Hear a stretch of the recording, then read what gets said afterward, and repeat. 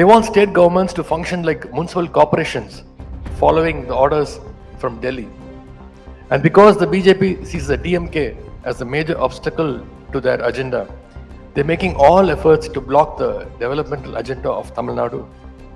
They are misusing the powers of the union government and even independent institutions.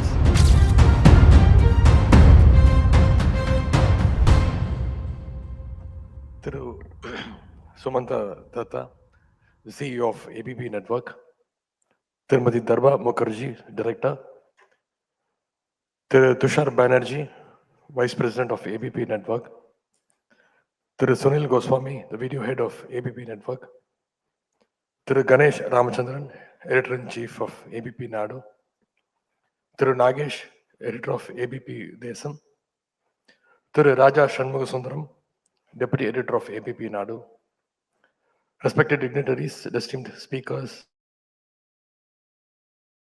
distinguished guests, ladies and gentlemen, a very good morning to each and everybody here. Anevarukkum iniya kalai vanakkam. First of all, excuse me for my very funny voice. I was advised by the doctors not to talk for the next 3-4 days, and I don't know whoever agrees to a doctor's advice, I don't. And that's the main reason I'm here. Thanks for having me here. And whatever Ganesh Ramachandran said, அவர் சொன்னதெல்லாம் சாதனை அப்படின்னு சொன்னார். அதெல்லாம் சாதனையெல்லாம் கிடையாது. அது எங்களுடைய கடமையாக நினைச்சு நாங்கள் செஞ்சிட்டு இருக்கிறோம். அதுக்காக தான் மக்கள் எங்களை வாக்களித்து தேர்ந்தெடுத்துருக்கிறாங்க. அதுதான் எங்களுடைய முதலமைச்சர் எங்ககிட்ட எதிர்பார்க்கறது. அதை தான் நாங்கள் செய்ய முயற்சி செஞ்சுட்டு இருக்கிறோம். I'm happy to speak in this prestigious South Rising conclave organized by the ABP Network. This is not a new forum for me. 2 years ago, I participated and shared my views in the 2023 edition of the South Rising conclave. I thank the ABP Network again for inviting me again to this very, very important conclave. This conclave is taking place at a very crucial moment when the centralization of powers is increasing in India. Last time I spoke under the topic Tamil Nadu model, what India can learn. This time I would like to speak under the topic Dravidian algorithm, a framework for strengthening federalism. What is an algorithm? An algorithm is a set of clear steps used to solve a problem or to reach a result. In computers, it works like a method that tells the machine exactly what to do at what time, step by step, to get the correct output. In a similar way, Tamil Nadu's politics also follows a clear and consistent method. That's what we call the Dravidian algorithm.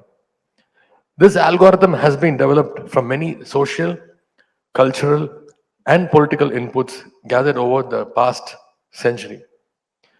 It is this algorithm that guides the people of Tamil Nadu when they make their very important political decisions. One such political decision is that the Tamil people will never submit to the dominance of the union government. You may all know the constitution outlines the structures and powers of the union government. Even though powers are divided, they are placed under the union list, state list, and the concurrent list. So when our constitution clearly uses the term union government, why do most of the media and many northern leaders, they still call it the central government? When we call the government in New Delhi the central government, it creates a mindset that they are at the center and they can at any time pull all the powers towards themselves. That is why our Honorable Chief Minister, Udhayanidhi Stalin Southern began using the term union government instead of the central government. The moment he did this, the BJP leaders and the supporters, they started criticizing us. They asked, how can you call it the central government as union government? And they are still upset about this simple but very powerful word, the powerful correction. DMK's view on this subject is very, very clear. The union government should only have those limited powers that concern the entire nation.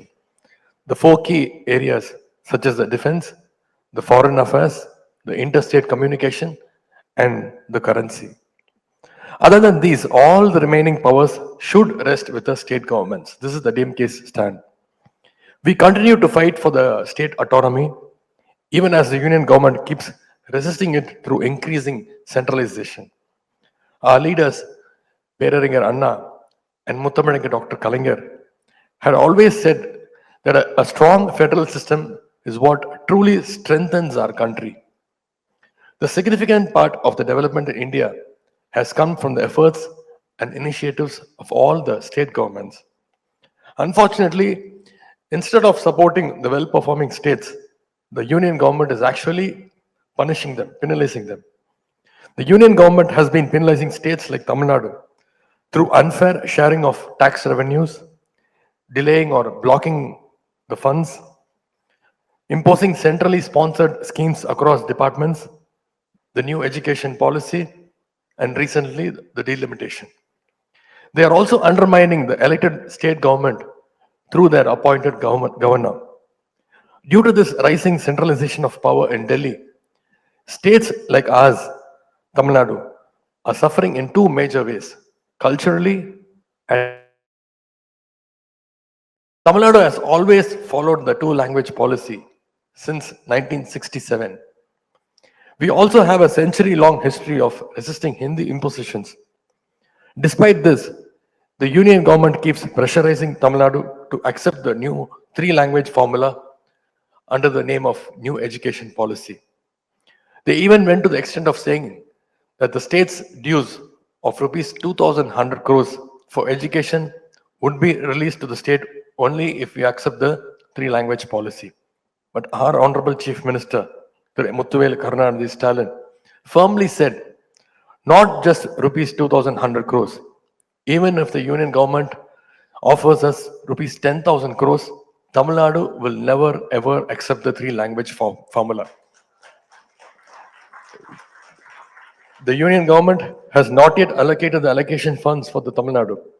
Therefore, our government has initiated legal proceedings before the Supreme Court to secure the education fund. We are still fighting for it. And let me state clearly before this gathering, if the union government tries to impose Hindi or any other language on our people, Tamil Nadu will never hesitate to rise again and fight another language battle.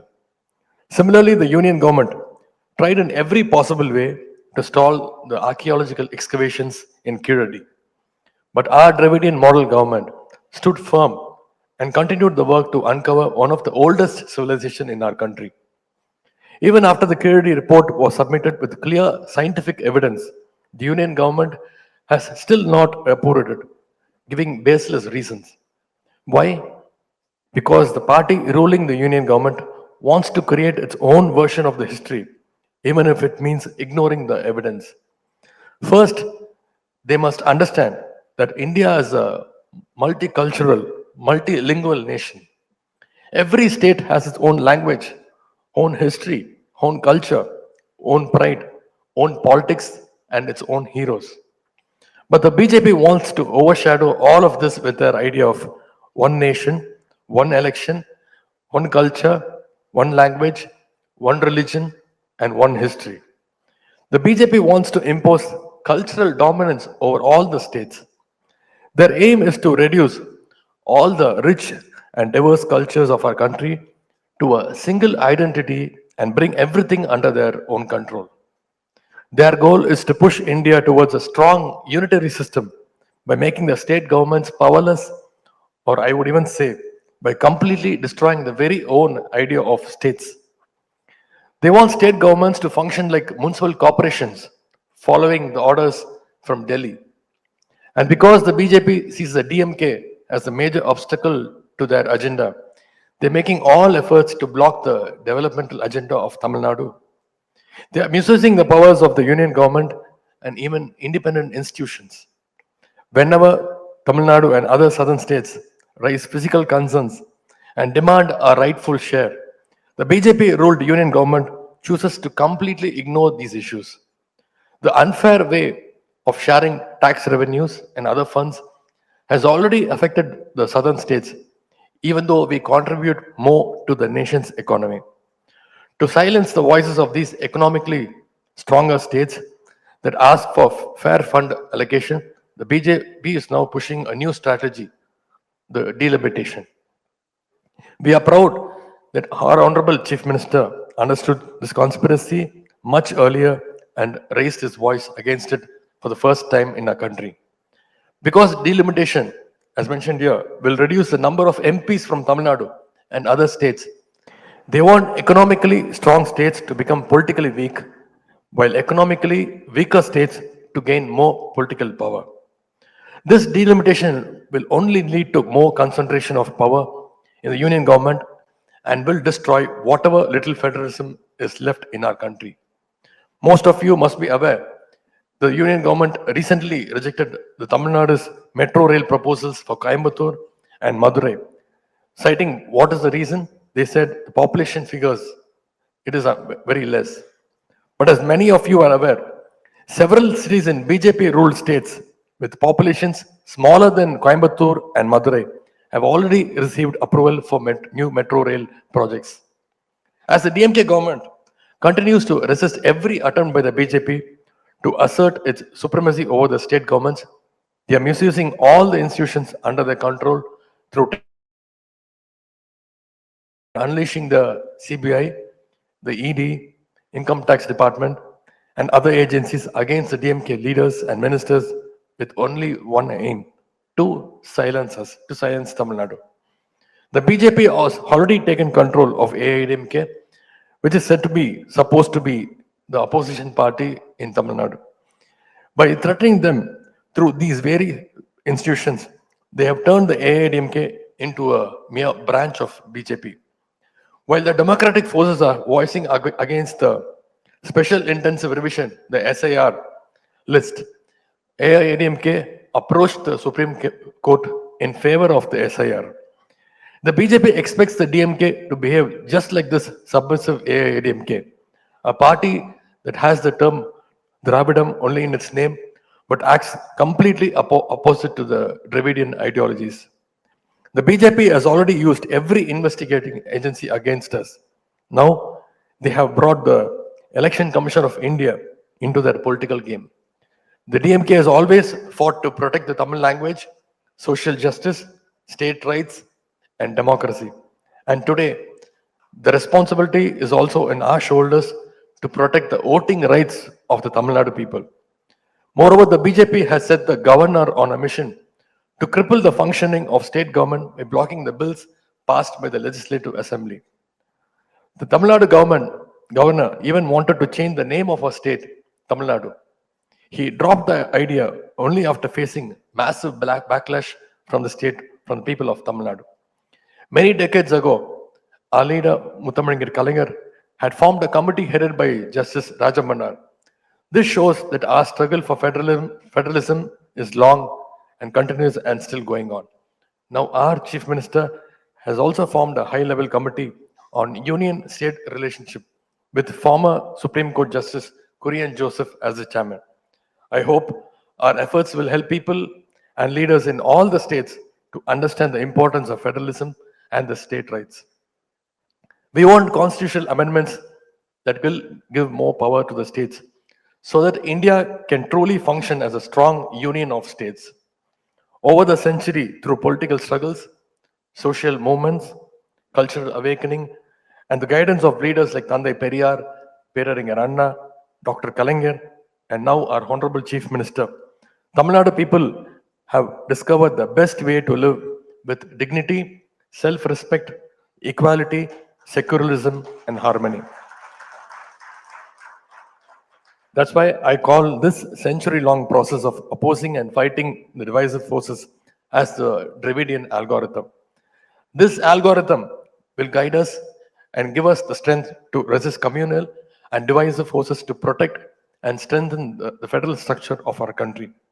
We are not against the union government. We are against the undermining of the constitution. We are not demanding special treatment. All we are demanding is a fair treatment to all the states. Strong states make a strong nation. Federalism is not a bargaining chip. It is a foundation of India's unity. As long as centralization attempts continue, as long as the state rights are denied, as long as the states are treated as subordinates, DMK and our leader will stand, speak, and fight at the forefront. Our voice is not just for the Tamil Nadu, but for the idea of India that the Constitution envisioned. Thank you all for this great opportunity. Nice meeting you. I wish this conclave a great success. Nandri, Vanakkam.